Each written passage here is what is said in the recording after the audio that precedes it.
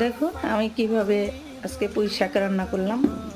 প্রথমে আমি মশলা কষিয়ে চিংড়ি মাছ দিয়ে কষিয়ে আমি পুঁই শাকটা দিয়ে দিলাম।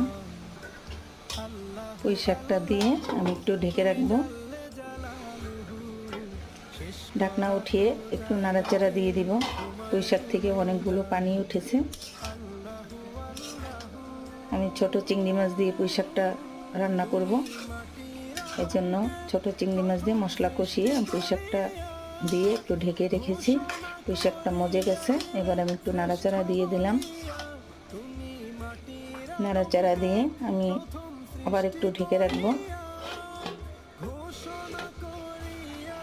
হয়ে গেল আজকে আমার পুঁই শাক রান্না। আর একটু ঝোলটা শুকিয়ে গেলে আমি নামিয়ে ফেলবো। আমার ভিডিওটি যদি ভালো লাগে লাইক কমেন্ট শেয়ার করতে ভুলবেন না। আপনাদের অনেক অনেক ধন্যবাদ। আল্লাহ হাফেজ।